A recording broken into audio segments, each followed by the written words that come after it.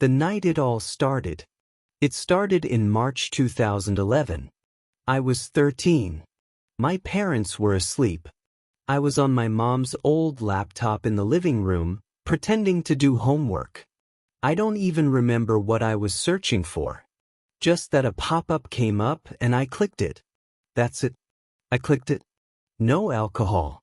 No weed. No one else involved. Just a 13-year-old boy, a dark room, and a quiet screen. I told myself it was just curiosity. But by 14, it was a routine. After school. Before bed. Sometimes twice a day. I used to sprint to the bathroom between family movie nights just to get 5 minutes alone with my phone. By 15, I couldn't make eye contact with girls. I couldn't even talk to them without blushing or feeling guilty. Not because I was shy, but because in my mind, I had already violated them. I started skipping school assignments, zoning out in class. I stopped going to youth group. Couldn't sit through worship without feeling like a fraud. One night at 16, I watched porn for 3 straight hours while my dad was on the other side of the wall. When I was done, I sat on the floor and sobbed quietly into a towel. The shame was unbearable, but not enough to stop me. When I was 17, I met a girl at church. She was everything I thought I needed. Kind, warm, patient, and clueless about what I was hiding. At first, I tried to quit cold turkey. I lasted 2 weeks. But the urges didn't care about my love for her. I started sneaking in porn before and after hangouts with her. On the side, she complained about our sex life and how I always handled her like she was a toy with no connections while we had it. One day she found my browser history. She didn't yell. She didn't cry. She just said, "I thought you saw me." But I guess I was never enough. I told her I'd change. I meant it. But I didn't. We broke up 2 months later. In 2019, I was in college. My days looked like this. Wake up late, skip class, watch porn, eat garbage, repeat. I'd tell myself, I'll start fresh tomorrow. But the problem was never tomorrow. It was me. I missed internships. I ghosted friends. I lied to my family about grades. One night in October 2019, I watched porn. On my phone with my Bible app still open in the background even during church services, I visualized images of ladies in church without clothes and how it will be with them in the other room. All of this and other worse numerous event broke me. Marriage and the final collapse. In 2021, I got married. I thought finally having sex would cure me. I believed the lie so many addicts do, that intimacy would replace lust. But it didn't.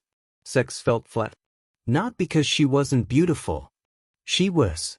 But because my mind had been trained for years to need pixels, not people. By early 2022, I was watching porn again, while my wife was at work, in the shower, or asleep next to me. Then one morning, March 19, 2022, she found something. An open tab I forgot to close. She froze. I panicked. She asked, "Is this recent?" I nodded. She packed a bag and left. That night, I sat in the living room and sobbed like a child. Not because I got caught, but because I finally realized I was losing the only person who ever really loved me. March 22, 2022, I started therapy. I was shaking in the chair. I couldn't say, porn, without my voice cracking.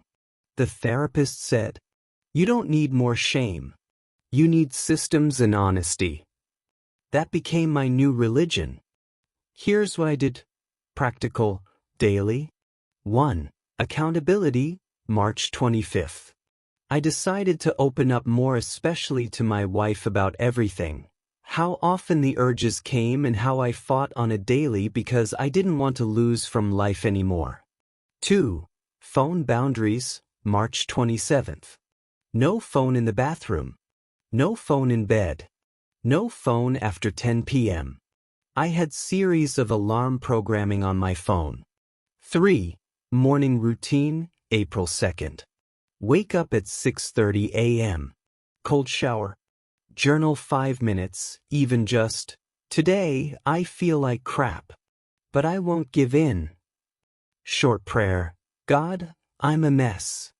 But I don't want to stay a mess. 4. Weekly therapy, all of 2022. I uncovered deep wounds, rejection from my dad, fear of failure, insecurity around women. Porn was never the real problem. It was my medication. 5. Movement. I started running. Not for fitness, for survival. I ran every time I was tempted. I distracted myself some other life. Growth hobbies. By October 2022, I was 6 months clean. My wife came back home. Slowly, trust started to rebuild. It wasn't magic. It was work. She forgave me, not in one night, but in 100 little choices. We went to couples counseling. We started praying together, crying together, laughing again. Now it's May 2025. Over 2 years free. But I still live like a recovering addict. I don't touch Instagram's Explore page. I avoid movies that trigger me. I don't let just one look turn into another 11 years.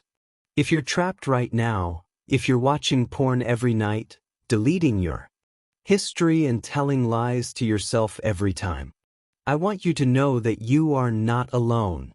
This story is exclusively anonymous to protect the identity of the victim.